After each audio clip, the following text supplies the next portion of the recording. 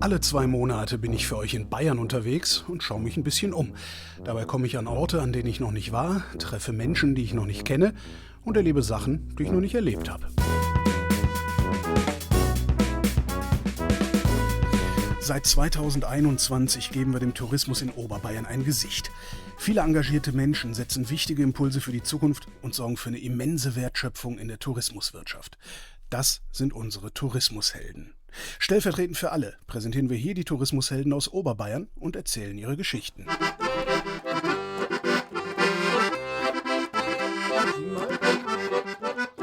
Ja, neulich bin ich über die Sonnung geschwommen, Fische haben von die Baum oben gesungen, Pfacke haben drauf, Nester baut, da haben gleich geschaut. Hast du das verstanden? Selbstverständlich habe ich es nicht wirklich verstanden, darum lasse ich mir das nachher nochmal vorsingen. Aber erstmal geht's nach Wolfratshausen. Da kann man sich nämlich quasi großstädtisch durch die Gegend kutschieren lassen. Wir sind Leonie und Sarah von der Spatzenrikscha. Genau, und wir machen Rikscha-Fahrten, Events, Hochzeitsfahrten hier mit Rikscha in Wolfratshausen und Umgebung. Das ist eigentlich das, was mich am meisten irritiert hat. Wolfratshausen und Umgebung. Solche Rikschas, ich komme selber aus Berlin, solche Rikschas kenne ich halt aus Berlin. Da sind die unendlich viel unterwegs. Warum macht ihr das gerade hier? Wie seid ihr auf die Idee gekommen, das überhaupt zu machen und dann ausgerechnet... Genau. Also wir haben Tourismusmanagement studiert und wollten zusammen was auf die Beine stellen, was so nachhaltig ist, wo man sportlich ist, wo man zusammenarbeiten kann. Und dann haben wir gesagt, okay, wir probieren es mal zusammen. Genau, dann haben wir unser kleines Unternehmen gegründet und dann haben wir mal Rikscha-Fahren ausprobiert. Das hat uns so gefallen und durch das, dass wir sportlich sind. Und dann haben wir uns gedacht, ja okay, dann entwickeln wir doch ein paar Touren. Und dann haben wir hier angefangen mit Stadttouren, aber auch Krimitouren. Und Hubert und Staller wird ja hier gedreht. Und ja, da gibt es dann schon ein paar Touristen auch, die die Serie schauen und sich deswegen dann auch Wolfratshausen anschauen. Kommt ihr selbst aus Wolfratshausen oder wie seid ihr ausgerechnet auf Wolfratshausen gekommen? Ja, wir sind in München geboren, aber dann mit einem Jahr dann hergezogen, deswegen Hier aufgewachsen. Ja. Die Umsetzung ist... Ihr überlegt euch also, was könnte man denn machen? Wir wollen es nachhaltig machen, wir wollen es sportlich machen, wir machen Rikscha. Wie kommt ihr auf Rikscha? Also ich finde das, geführte Mountainbike-Touren oder weiß der Geier was, sowas fände ich hier in den Bergen naheliegend, aber Rikscha? Naja, es gab mal hier eine Baustelle und da war das so, dass man mit den Autos nicht so weit gekommen ist und man musste sie irgendwie umfahren und dann hat sich die Stadt gedacht, ja okay, holen Sie ein paar Rikschas und da haben sie Fahrer gesucht oder beziehungsweise Fahrerinnen und dann haben wir uns gedacht, oh, das ist was Neues, was Cooles, das probieren wir aus. Und genau, dann war die Aktion praktisch vorbei und wir haben uns gedacht, ja, das hat so viel Spaß gemacht und bei den Leuten kam das auch so gut an. Und dann haben wir uns gedacht, ja, dann machen wir unser Unternehmen halt hier. Haben wir das Potenzial gesehen, haben gedacht, das probieren wir jetzt aus und läuft auch echt gut. Woher kriegt man so eine Rikscha? Gibt es die einfach so im Fahrradladen? Nein, das ist auch das Problem. So eine Rikscha ist... Also es ist schon auch so eine kleine Investition, kann man sich schon ein bisschen wie so einen Kleinwagen vorstellen, so preislich auch. Genau, weil das halt Einzelanfährt. Fünfstellig? Fünfstellig? Ja. Naja, so es kommt ein bisschen drauf an, ob man eine neue oder eine gebrauchte nimmt. Und das sind halt Einzelanfertigungen und es gibt jetzt nicht so eine große Firma, die halt das irgendwie massenmäßig machen und deswegen mussten wir da auch echt schauen, wo wir die überhaupt herbekommen. Wir haben mit 2 Rikschas angefangen, jetzt haben wir noch eine nächste Rikscha dazu, weil auch mehr Anfrage war und Touren und so weiter und genau, aber es ist trotzdem nicht so leicht, eine herzubekommen. Ja, aber woher habt ihr die denn dann bekommen? Wir haben die jetzt aus München. Ja, also es gibt tatsächlich Hersteller, die in Deutschland bauen. Genau, es gibt Rikscha-Hersteller in München, aber wo wir jetzt die Rikscha her haben, der hat leider aufgehört, der ist ausgewandert. Ja. Deswegen passen wir auch sehr gut auf unsere Rikschas auf. Genau. Die sind überdacht, was ist das? Das ist Fiberglas, ne? Das ist so eine GfK... Ja, genau. Okay. Das ist eine Überdachung, weil es zum Beispiel mal regnet, kann man dann auch ein Regenverdeck reinmachen. Das heißt, selbst bei Regen können wir fahren und unsere Leute werden nicht nass. Ja. Also eure Fahrgäste werden nicht nass, ihr selbst werdet aber schon nass, ne? Also für euch vorne habt ihr keinen Regenschutz. Nee, da muss halt dann Regenkleidung her. Aber wir sind ja vorbereitet und wir sind nicht aus Zucker. Sind die elektrifiziert oder ist das pure Muskelkraft? Also sie haben schon eine kleine Unterstützung dabei, aber das braucht man auch. Wenn man halt auch hinten ein paar praktisch Leute hat, die ein bisschen mehr wiegen dann, oder hier so ein paar Hügel ist, dann ist es schon notwendig, dass man eine kleine Unterstützung hat. Aber man kann das auch immer einstellen. Das heißt, wenn du jetzt Kinder drin hast oder nicht so viel Unterstützung, dann machst du halt weniger. Bisschen mehr wiegen, wie viel Maximalgewicht dürft ihr da reinladen? Bis zu 200 können wir dann schon mitnehmen. Ja. Ihr habt euch dann überlegt, das könnte ein Business sein. Ne? Darf man das? Also darf man sich einfach eine Rikscha kaufen und mit der in der Gegend rumfahren oder braucht es da irgendwelche Genehmigungen? Man braucht Gewerbe und so weiter, Anmeldung. Ja klar, sobald man Geld verdienen Ja. will. Ja, stimmt. Ja, Genau. auf jeden Fall muss man das anmelden. Das geht nicht gleich mal von heute auf morgen. Ja. Es ist auch viel Aufwand gewesen, was man am Anfang echt unterschätzt. Aber es macht auch super viel Spaß und sonst hätten wir es auch nicht, also jetzt 2021 haben wir angefangen und sonst hätten wir es auch nicht so lange gemacht und ja, genau, du bist halt in der Natur und bist sportlich und kannst dann so dein Geld verdienen, das ist schon cool.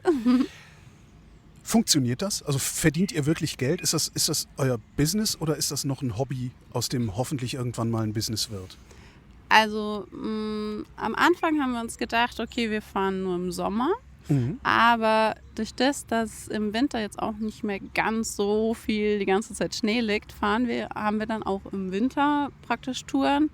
Es gibt ein paar Tage, da ist richtig viel. Da bräuchten wir auch noch mehr Fahrer. Also wir haben schon so 1, 2 Aushilfen, aber die sind manchmal nicht genug. Und dann gibt es natürlich auch Wochen, da ist halt wenig oder fast nichts. Also es ist immer auch ein bisschen wetterabhängig. Ja, genau. Was genau ist euer Angebot? Kann ich euch einfach am Straßenrand ranwinken und sagen, folgen Sie diesem Taxi? Also einerseits, wir machen schon auch so Taxifahrten. Das heißt, auch wenn man jetzt irgendwie nicht mit dem Auto fahren will, kann man schon auch einfach mal sagen, hallo, könnt ihr ein Stück mich mitnehmen und so weiter. Das geht schon. Aber was am besten läuft, sind eigentlich die Stadt- und Krimitouren. Praktisch die Hubert und Staller-Fans, die lieben praktisch die Krimitouren. Da geht es halt dann ein bisschen mit der Rikscha halt in Wolfertshausen rum, aber auch Stadttouren und auch so ein bisschen über Wolfertshausen erzählen. Da gibt es super schöne Sachen hier zu entdecken. Genau. Ja. Wir haben jetzt auch angefangen mit Wine-Tasting-Touren und Manufakturtouren. Das heißt, wir fahren dann von Location zu Location und können da halt die Leute und auch nicht nur die Touristen, sondern auch die Einheimischen dann sozusagen so ein Erlebnis bieten, was ja auch echt toll ist. Oder zum Beispiel jetzt, wenn du eine Oma hast, die hat Geburtstag und die hat schon alles, dann schenkst du doch lieber ein Erlebnis mit ihr zusammen, machst so eine Natur-Pur-Tour, fährst ein bisschen entlang, weil die wahrscheinlich nicht so gut rauskommt und da freuen wir uns die natürlich. Kreuzfahrt des kleinen Mannes. Ja. Genau. Oder aber auch eine Hochzeitsfahrt, das ist auch ganz cool, weil man braucht ja immer nicht irgendwie so ein Hochzeitsauto, sondern man kann auch die Rikscha praktisch mieten, mit uns, ohne uns. Und da fahren wir dann die Hochzeitsgäste praktisch zur Kirche oder nach Hause. Das ist ganz cool. Ja. Und Besorgungsfahrten, Einkaufsfahrten haben wir auch noch. Das heißt, Ach echt so, hier, ich kann nicht laufen oder ich will nicht laufen, fahr mich mal zum Supermarkt. Genau, zum Beispiel jetzt besonders für die Älteren, die halt nicht so mobil sind. Die rufen uns an, sagen, ja, das und das brauchen sie. Wir fahren zu denen, bringen es denen und das ist sozusagen so eine Win-Win-Situation. Und die brauchen kein Auto oder beziehungsweise wenn sie jetzt keine Verwandtschaft haben, die zum Beispiel jetzt das besorgen kann, dafür gibt es dann uns. Ja. Was kostet das? Es kommt immer halt drauf an. Also so, wenn man jetzt sagt, okay, wir haben einen Kilometerpreis, wenn man jetzt sagt, von der Strecke zu der Strecke, aber wenn man jetzt eine Tour macht, dann ist es praktisch für halbe Stunde, Stunde oder 1,5 Stunden von Pauschalpreis. 20 Euro bis zu 80 Euro, je nachdem. Ja. Und wenn du sagst Natur-Pur-Tour, das heißt, ihr fahrt auch ein Stück weiter raus. Also ihr seid jetzt nicht nur im unmittelbaren Stadtgebiet unterwegs. Man kann, Wo ist eure Grenze? Also wie weit kann ich mit euch fahren? wir sind mal nach Beuerberg gefahren. Das ist wie, also ich schon. muss gleich noch nach Reichersbeuern. Würdet ihr mich nach Reichersbeuern fahren? Da müssten wir erstmal schauen, ob es Steigungen gibt. Wenn es zum Beispiel einen Berg 25 gibt. Kilometer übrigens. Okay, da ist es schon ein bisschen schwierig. weiter. Also so Alles, was flach ist zum Beispiel, geht. Jetzt Beuerberg, da kann man ja schön an der Leusach entlang Ja, das ist fahren. super schön, die Strecke. Wenn es dann den Berg hochgeht, wie zum Beispiel Icking, dann wird es schwieriger. Da müssen wir nachverhandeln. Dann muss man, genau. Aber sonst so jetzt Umgebung, wie auch Geretsried oder so, alles was flach ist, da fahren wir gerne hin. Muss ich also selbst nach Reichersbeuern fahren, um im Beans and Leaves ein Käffchen zu trinken. Allerdings bin ich ungelogen erst 2-mal am Café vorbeigefahren, weil Nils Berghäuser und Mario Großmann ihren Laden vor 2 Jahren an einem tendenziell ungewöhnlichen Ort eröffnet haben. Euer Standort ist auf 3 Ebenen seltsam. Also ihr seid nicht in einem Ort, also nicht in einem Ortskern am Marktplatz oder sonst irgendwie was. Wärt ihr hier am Ort, im Ortskern, dann wäre das der Ortskern einer 2500 Seelengemeinde. Da macht man kein Café auf, weil da kommt kaum jemand. Also ihr seid an der Landstraße, am Rande eines 2500 Seelendorfes oder Ortes, in einer Gärtnerei. Also es ist ein riesengroßer Glaspalast, in dem euer Café ja eine vergleichsweise große Ecke ausmacht. Seid ihr irre oder habt ihr den Stein der Weisen gefunden? Komplimente machen kann er, ne? Ja. Nee, ich glaube, von Anfang an hatten wir einfach eine Idee, was wir machen wollen und haben das auch komplett durchgezogen. Ja. Wir erfinden ja hier das Rad nicht neu. Ne? Das ist ein Café, in das man geht, wo man einen Kaffee und ein Stück Kuchen bekommt, runtergebrochen. Ja. Und wir haben aber gesagt, wir wollen keine Kompromisse machen und niemanden kopieren. Ja, deswegen Getränkekarten von anderen Cafés brauchten wir uns gar nicht anzugucken, weil ich wollte keinen Aperol, den man in jedem anderen Laden auch bekommt. Ich wollte keinen Chai-Tee mit Sirup machen oder ein Matcha mit irgendeinem Pulver. Nee, wir haben gesagt, wir machen ordentliche Sachen. Das hat seinen Preis, alles, ne? Aber das kann man rechtfertigen. Und wir suchen uns coole Sachen und suchen uns Sachen, die wir selbst auch bestellen würden, weil es uns neugierig macht, weil wir das noch nicht kennen.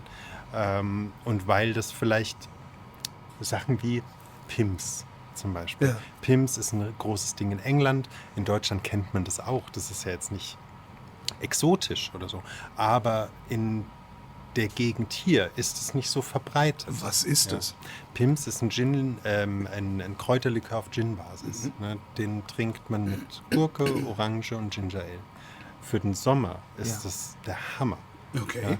Kennt man nicht unbedingt, dann hört man erstmal Kräuterlikör, ne? Aber dann probiert man das. Und das schmeckt so großartig. Das erfrischt, das ist sensationell. Ja. Und das muss man den Leuten einfach nur mal hinstellen. Und dann finden die das auch toll. Aber ist denn so eine Gärtnerei der Ort, an dem man den Leuten sowas einfach mal hinstellt? Naja, schon. Warum nicht? Die würden ja auch ein Aperol trinken. Ja. Dann kann man doch auch einen Pim's trinken. Ja. Also man muss auch dazu sagen, wir waren ja beide in der Hotellerie tätig und aber wirklich auch nur in 5-Sterne-Luxus-Hotellerie. Ja. Und da war aber auch von vornherein klar, wir haben da auch nie drüber gesprochen wirklich, aber die Qualitätsansprüche waren klar. Also wir haben nie irgendwie ein Wort drüber verloren, dass das der beste Kaffee sein soll, dass es unser Teelieferant einer der besten Teelieferanten sein soll oder so, sondern es war immer klar.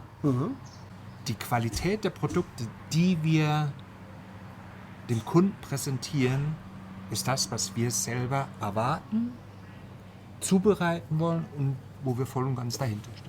Einzig der Standort war Zufall. Der Standort war Zufall. Absolut. Genau. Absolut.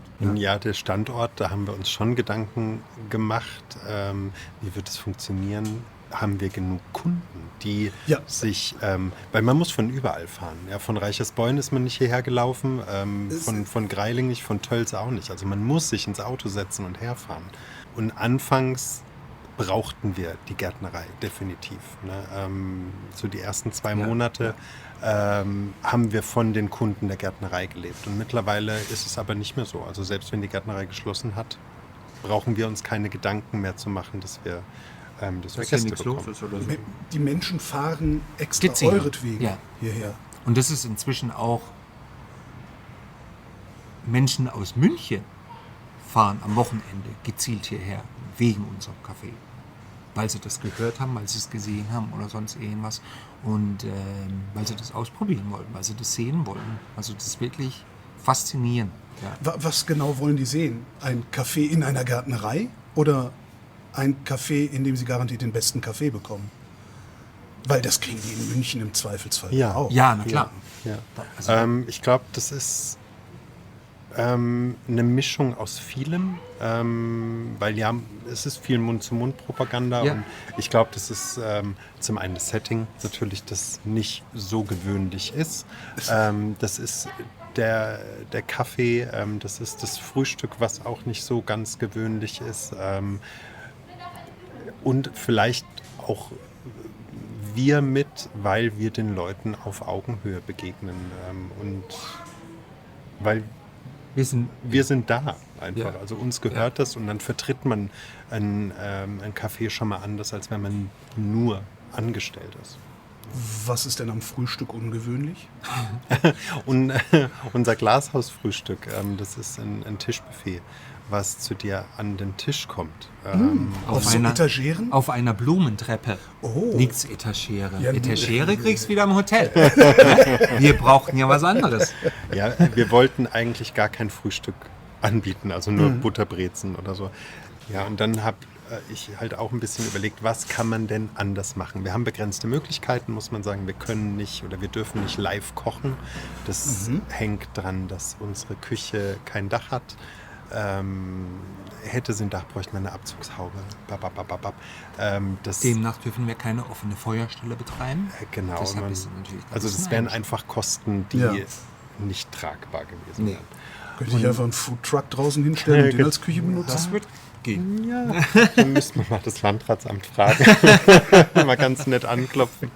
Und da haben wir halt überlegt, was können wir da machen. Wir brauchten was wir gut vorbereiten können, weil wir eben auch nur zu zweit sind. Also ich bereite die Speisen vor, ich serviere sie aber auch gleichzeitig. Ne? Und ihr habt nicht wenig Plätze. Das sind, wie viel habt ihr? 40? 40 Plätze. 40. Ja. 40 innen, 30 außen. Ja. Und das funktioniert super. Also wir machen von diesem Frühstück 100% selbst. Ja. Ganz tolle Produkte und hatten da auch von Anfang an keine Angst, mal was auszuprobieren, was die Leute vielleicht einfach nicht kennen. Ja. Oder was sie so nicht kennen. Und die finden das ganz schön toll. Ja. Ja, also das funktioniert super. Immer an Feiertagen oder an besonderen Tagen wie jetzt Muttertag machen wir da eine Special Edition, wo es dann auch mal eine Shakshuka gibt oder so. Ne? Was man hier nicht unbedingt kennt, was die Leute aber gern probieren und was denen dann auch schmeckt. Aber wo machst du die Shakshuka, wenn du keine Küche haben darfst? Einen geschlossenen Ofen dürfen wir haben. Aha, Genau. Gewusst wie. Gewusst wie, genau. Genau. Ja, oder das ist das Frühstück, dann unsere Snacks, die wir haben, herzhafte Snacks, die wir auch selbst machen. Da nimmt man dann mal Sachen, die man früher vielleicht auch schon mal probiert hat, die funktionieren, wie eine Tölzer Interpretation von einem Räubensandwich, ne, aus New York, also Pastrami, bisschen Senf, Sauerkraut, Käse. Das schmeckt so gut. Ja. Pastrami mit Sauerkraut, warum bin ich da noch nicht selber drauf gekommen? Ist fantastisch. Mit geschmolzenem Käse. Ja. Habt ihr noch Reste? Ja, also lauter solche Sachen, die man einfach so rauspickt und die einfach funktionieren. Ja. Aber auch hier war wieder klar, dass, ja, wir machen Frühstück, aber mit Sicherheit kein Rührei. Wenn Sie ein Rührei wollen, dann sollen Sie woanders hin, wo es das gibt. Wir machen nicht Rührei, wir machen unser Frühstück. Und da kann man hier eben auch auf ganz tolle Partner zurückgreifen. Also die Bäckerei, mit der wir arbeiten, die ist hier in Reichersbeuern. Das ist in Meyers Familienbäckerei ein ganz junger Bäcker, der noch Lust hat, ja, auch was zu machen und keine Angst hat, den Leuten auch mal vor den Kopf zu stoßen mit einem Sepia-Tinte gefärbten Brötchen mit Cranberries drin. Ja. Das schmeckt so gut. Ja, die Leute sind erstmal irritiert und denken, das ist eine schwarze Semmel in meinem Korb. Ja. Aber wenn sie die dann probieren, da muss nur Butter drauf, sonst nichts. Ja, weil das so gut schmeckt. So, ja. Die Brezen sind großartig. Und wir hatten eben gesagt, Aufbackware kommt für uns nicht in Frage. Das hat alles seine Daseinsberechtigung. In manchen Restaurants, Cafés funktioniert es nicht anders. Aber das wollte ich nicht. Ja, sicher kostet das alles, ja, aber die Preise kann man weitergeben und wie ich ja auch schon gesagt hatte, die Menschen hier, die wollen nicht schlechter frühstücken, als sie das zu Hause tun würden, wenn sie rausgehen. Was mir aufgefallen ist, ich war eine halbe Stunde vor unserem Gespräch schon hier, habe mich in die Ecke gesetzt. Ich finde, gemessen daran, dass wir uns hier in der Gärtnerei befinden und hier zwar so ein paar grob gezimmerte Holzwände stehen mit Büchern drin, ich hätte viel weniger Gemütlichkeit erwartet. Also das hat eine enorme Aufenthaltsqualität, euer Café. Was ist der Trick? Wisst ihr das oder ist das einfach entstanden? Also die Gäste schätzen sehr, dass man nicht so nah beieinander sitzt, ne? Dass man nicht unbedingt hört, was der Nachbartisch redet. Ansonsten ist es das Grüne, es ist die Höhe, es ist das Klima. Das Weite. Gerade jetzt im Frühjahr, wenn Orangenbäume überall verteilt stehen. Du kommst rein und du riechst diese Zitrusfrüchte. Und es ist natürlich viele Leute, die Blumen kaufen gehen, die haben schon gute Laune. Ja. Man kann nicht schlecht gelaunt, was weiß ich, Geranien kaufen. Das geht nicht. Ja, man läuft hier durch und man kriegt gute Laune. Dann kommt noch der Faktor Koffein und Zucker dazu. Ja. Besser geht es nicht. Ja, um eine Stimmung aufzuhellen oder so. Wir haben ganz, ganz viele Stammgäste, die kommen auch in der Mittagspause. Dann sind die vielleicht eine Stunde hier und sagen dann beim Gehen, das war wieder wie eine Stunde Urlaub. Mhm. Ne? Und das ist genau das, was wir ursprünglich geplant haben. Und das Gute ist eben auch, dass es immer hell ist. Ja? Also selbst im Winter, wenn es draußen so der Februar ist echt ein hässlicher Monat hier. Ne? Und hier drin ist es immer hell. Egal wie dunkel es ist, Musik geht immer. Und damit sind wir bei Rich Ermeier. Den haben wir am Anfang schon mal singen gehört. Und was er gesungen hat, war ein Gstanzl. Ach, ich mache sehr vieles. Also ich habe BWL ja mal studiert, aber ich habe nie als Betriebswirt gearbeitet. War während dem Studium ein paar Jahre unterwegs, also 4 Jahre insgesamt, als Straßenmusikant in Amerika, in Kanada, in Afrika, in Europa. Was für eine Straßenmusik hast du gemacht? Also was so das übliche Gitarre? Und Nein, mit dem Akkordeon, also mit der Quetschen. Deswegen bin ich hier. Du spielst Quetschen und singst Gstanzl. Ja, nicht nur, aber auch. Also Okay, ich bin spezialisiert auf Gstanzl, singe aber auch andere Sachen. Also es ist ja alles, die Bandbreite ist ja sehr breit, was man machen kann. Also und damals als Straßenmusikant war ich mit der Quetschen unterwegs und habe praktisch, was weiß ich, in Seattle oder in Vancouver oder so bin ich da gestanden mit Lederhose, aber nicht so typisch mit Gamsbart und so, sondern einfach Lederhose, T-Shirt, zerrissenes Hemd, lange Haare, Bart. Und hab da dann mal bayerische Musik gespielt. Woher kommt dieses Instrument? Weiß man was über die Geschichte? Ja, da gibt's auf ein paar Versionen, aber so der Ursprung ist eigentlich Argentinien. Aha. Oder auch Italien. Es gibt da so ein sehr interessantes Buch, das heißt Das grüne Akkordeon. Mhm. Sehr empfehlenswert für alle, die sich mit der Quetsche auseinandersetzen. Das beschreibt die Geschichte von einem Akkordeonbauer in Italien, ich glaube 1800 noch irgendwas, wo dieses Akkordeon dann, das hat eine Weltreise gemacht, weil das hat man der gekauft, dann hat man der irgendwo liegen gelassen, hat es der mitgenommen. Ein sehr interessantes Buch, das landet dann im Endeffekt in Amerika irgendwo, wo dann Ragtime gespielt wird und sonst was, also sehr interessant. Man kann eben alles machen damit. Kommen wir zum anderen Thema, dessen wegen ich dich besuche, Gstanzl. Mhm. Ja, was ist jetzt das? Was ist jetzt das? Also, Gstanzl ist eine Versform, eine bayerische Liedform kommt aus dem italienischen La Stanza. La Stanza, Vierzeiler, ein Vers. Und es sind immer 4 Zeilen und da kann sich die zweite auf die 4. reimen oder je nachdem, wie man es macht, egal. Das ist einfach eine Liedform, wo man ganz, ganz verschiedene Dinge besingen kann, aussingen kann, für Hochzeiten, für Geburtstage, politisch, also da gibt es keine Grenzen. Fangen wir mit der Komposition an. Wie komponiert man Stanzel? Ich vermute, es wird nicht komponiert, es ist eine Melodie und die ist immer gleich. Das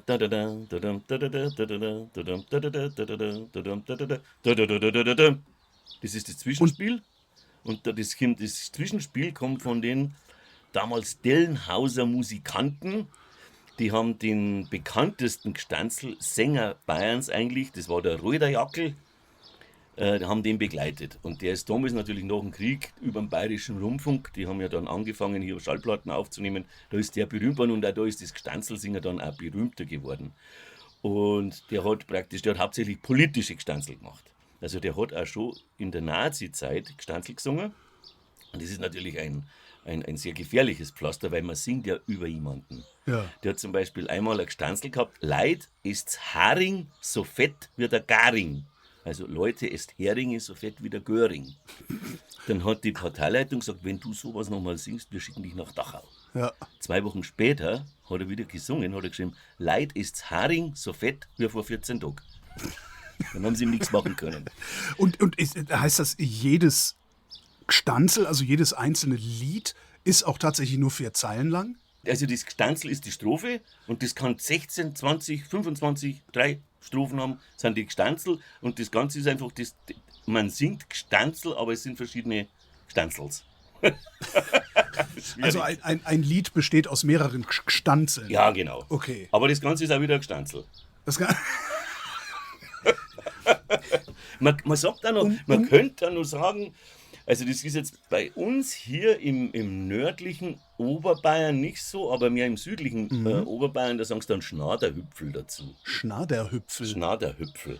Weil da die Schnadern hüpft. Die Schnadern ist der Mund, das Mundwerk, das hüpft anscheinend, also Schnaderhüpfel. Man kann sagen, ich mache einen Schnaderhüpfel mit verschiedenen Gstanzl. Oder ich mache einen Gstanzl mit verschiedenen Schnaderhüpfel. Das hört sich ein bisschen so an, als wären das eher so Schmähreime, die da gesungen werden und nicht unbedingt jetzt die große Liebesgeschichte oder irgendwie. Auch. Gibt's also auch. Ich biete ja auch Gstanzl-Workshops an. Und da hat man ja ganz interessantes Klientel manchmal. Also man kann Gstanzl eben über die Liebe. Wenn man verliebt ist, dann singt man seinem Dirndl ein paar Gstanzl. Gibt es zum Beispiel. Da gibt es aber, der interessanteste Workshop war mal, da habe ich ein Priesterseminar gehabt. Die haben mich engagiert für einen Gstanzl-Workshop. Da sage ich, wie bitte, was, wie? Also ich bin nicht ganz mitgekommen, aber die haben tatsächlich dann, die Kirche muss sich ja irgendwie umstellen, dass nicht alle davonlaufen. Und dann haben die Idee gehabt, man könnte mal in Gstanzlform predigen. Dann habe ich mit denen Gstanzl erarbeitet, wo sie praktisch dann theoretisch tatsächlich in der Predigt hier singen könnten. Ich weiß nicht, ob sie es dann gemacht haben, aber das war sehr witzig. Aber auf Orgel oder auch auf Akkordeon? Auch auf Akkordeon, ja. In der Kirche? Ja, freilich. Also ich habe auch schon als Kind in der Kirche Akkordeon gespielt. Okay. Ein Stanzel entwickeln, also es gibt ja auch die Stanzel-Kampagne gerade, da werden ja auch Stanzel entwickelt. Lass mal da, wie funktioniert die Kampagne und wie entwickelst du mit mir da ein Stanzel? Okay, die Kampagne funktioniert so, der Tourismus Oberbayern, der möchte ja praktisch hier ausarbeiten, was jetzt das Besondere zum Beispiel an Oberbayern ist. Also man kann super Radl fahren, der Winter ist super, da gibt es jetzt Schlagwörter wie, die möchten ein bisschen weg von dem Gamsbart- und Lederhosen-Ding, sie möchten ein bisschen mehr hin zu dem kernigen, urigen, dass man sagt, hey, wir brauchen gar nicht Gamsbart, Lederhosen und Wadelstrümpf, wir haben so viele andere Sachen. Und dann gibt es halt Schlagwörter, was sagen wir einfach mal irgendwo, ob jetzt die hier sind oder nicht, sagen wir Heimat, Radlfahren, Berg, Winter. Ja.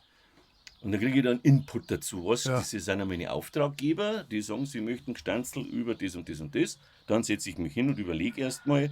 Schauen wir natürlich an, wie ich das machen könnte. Das soll ja der sich das anhört, das soll ja nicht langweilig sein. Ja. Ich kann ja singen, in Oberbayern ist schön, da müssen wir hingehen. Das ist langweilig.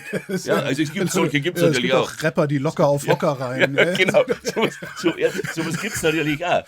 Aber da musst du natürlich ein bisschen überlegen, musst dir Gedanken machen und dann sitzt du immer hin und dann tippst einfach deine Gestanzel rein. Deine Vierzeiler. Tippst einfach deine Gestanzel rein. Also ich kann das nicht. Ja, mir ist es vielleicht gegeben, darum kann ich's.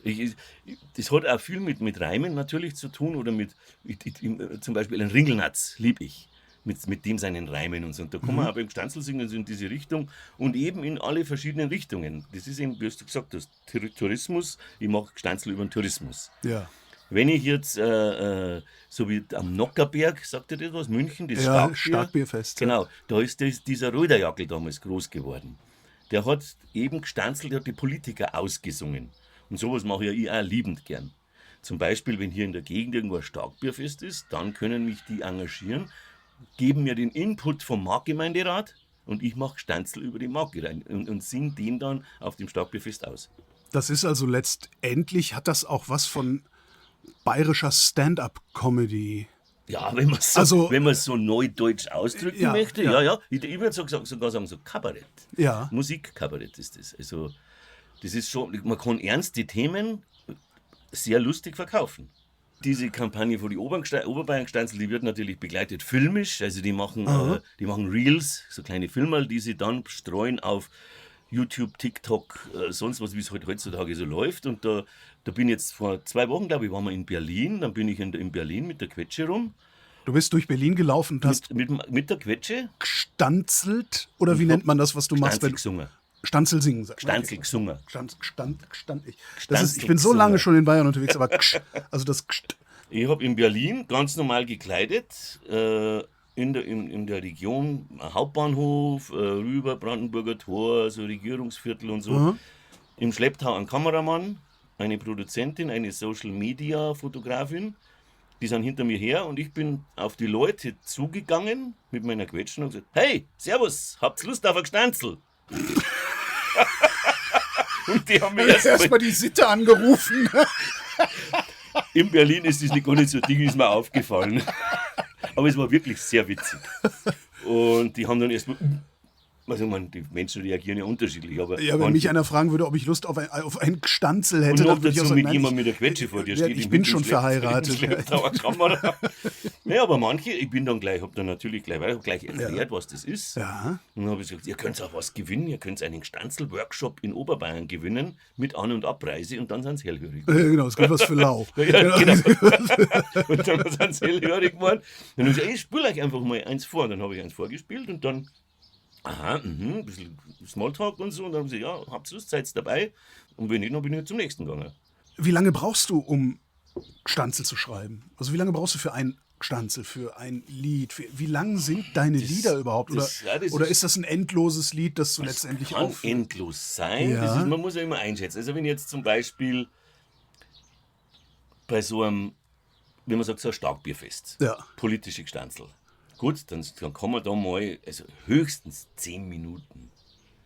Weil dann die Leute irgendwann, die müssen ja zuhören. Ja. Das ist ja wie eine Lesung praktisch. Ja. Also, oder bei einem Geburtstag, man kann ja auch bei einem Geburtstag Gestanzel mal über das Geburtstagskind. Ich kriege einen Input, was der in seiner Jugend alles gemacht hat und so ein bisschen aussehen wie der Nikolaus früher, der du, aber der ist halt in lustiger Form. Dann macht man halt einmal 5-6 Minuten. Also je nachdem, es ist. Aber das sind dann doch sehr viele Gestanzel, weil ich meine, vier Zeilen, das sind ja. Ja, die sind aber dann nicht im Kopf, sondern die sind ja dann praktisch auf meinem Teleprompter, der halt praktisch ein Notenständer ist mit einem Gestanzelbrettel, heißt das bei mir. Da ist ein Brettel drauf, die Leute sehen das Brett und ich sehe meinen Text. Wenn du Auftragsstanzel machst, wie rechnest du das ab? Pro Gestanzel oder pro Zeile? Also, Buchstabe. Wie bei der Zeitung gab es ja früher Zeilengeld. Das mache ich erstmal Auge mal Pi, dann kommt es darauf an, ob jetzt der Nachbar kommt und sagt, er braucht für die Oma ein Gestanzel oder ob BMW kommt und sagt, sie brauchen für den Aufsichtsrat Gestanzel. Also das kostet dann dementsprechend weniger. Das skaliert. Nein, das ist ja immer Preisbildung bei Musikern. Das ist ja sowieso eine interessante Sache. Ich habe ja BWL eben gemacht und ich bin so, dass ich sage, ich weiß ungefähr, wer was hat und wem ich was nehmen kann. Ja. Das ist einfach das Einfachste. Eins hätte ich noch. Ja? Singst du mir ein Lied? Ein Gestanzel oder ein Lied? Gestanzel. Aber Moment. Mehrere Gestanzel, was ich also als Lied bezeichnen würde, sind ja auch wiederum ein Gestanzel. Jetzt habe ich dich. Jetzt hast du mich erwischt. Jetzt hast du mich voll erwischt. Naja, ich kann aber jetzt, bitte mit Quetsche. Also das ist jetzt die Quetsche, magst du mal probieren? Nee. Ich hatte sowas als Kind aus Plastik und ich bin dazu zu blöd. Ich kann ja noch nicht mal Rollschuh laufen. Ja, neulich bin ich über die Sonne umgeschwommen, Fisch haben von die Baum oben gesungen, Pfacke haben drauf, Nester baut, da haben gleich geschaut. Hast du das verstanden? Okay. Dann singe ich das nochmal.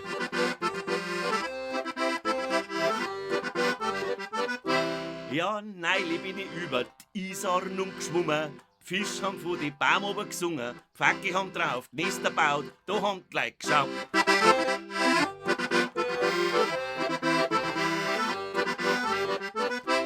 Ja, der Semignidl und der Liebergnidl, ja, die haben sich nicht vertragen. Da hat der Semignidl einen Liebergnidl aber nicht vom Tisch geschlagen. Der Semignidl sagt zum Liebergnidl, geh weiter, rückt mir zusammen. Weil wenn wir noch beieinander sind, dann wissen wir, was wir an uns haben.